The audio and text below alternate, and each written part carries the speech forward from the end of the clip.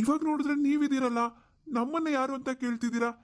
ಈ ಮನೇಲಿ ರವಿ, ಮತ್ತೆ ಲಕ್ಷ್ಮಿ, ಜಯಮ್ಮ, ನಮ್ಮ ಮಾವನವರು ಪಾಂಡು ಅಂತ ಅವ್ರು ಇದ್ದಿದ್ದಲ್ವಾ ಈ ಮನೇಲಿ. ಇದು ಅವ್ರ ಮನೆ ಕೂಡ.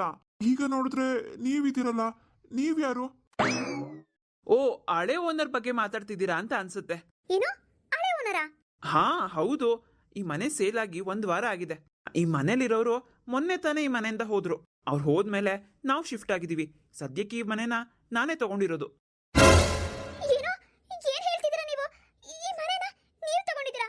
ಅಂದ್ರೆ ಇಲ್ಲಿ ನಮ್ಮ ಅಪ್ಪ ಅಮ್ಮ ಯಾರೂ ಇಲ್ವಾ? ಅಲ್ಲ, ಎಲ್ಲಿ ಹೋದ್ರು? ಯಾಕೆ? ಹೌದು ಸರ್, ಇದು ನಮ್ಮ ಅತ್ತೆ ಮಾವರ ಮನೆ. ಅವರು ನಿಮ್ಗೇನಕ್ಕೆ ಸೇಲ್ ಮಾಡಿದ್ರು ಅಂತ ಏನಾದ್ರೂ ಗೊತ್ತಾ ನಿಮ್ಗೆ? ಸರಿಯಾಗಿ ಡೀಟೇಲ್ಸ್ ಗೊತ್ತಿಲ್ಲ. ಅದೇನೋ ಬ್ಯಾಂಕಲ್ಲಿ ಸಾಲ ತಗೊಂಡಿದ್ರಂತೆ. ಸಾಲ ಕಟ್ಟಕ್ಕಾಗ್ದೇನೆ ಈ ಮನೆ ಪತ್ರ ಎಲ್ಲ ಬೇರೆಯವ್ರಿಗೆ ಬರ್ಕೊಟ್ಟಿದ್ದಾರೆ. ಹಂಗಾಗಿ ಮನೆ ಸೇಲ್ಗಿದೆ ಅಂತ ಗೊತ್ತಾಯ್ತು. ಹಂಗಾಗಿ ನಾನೇ ತಗೊಂಡೆ.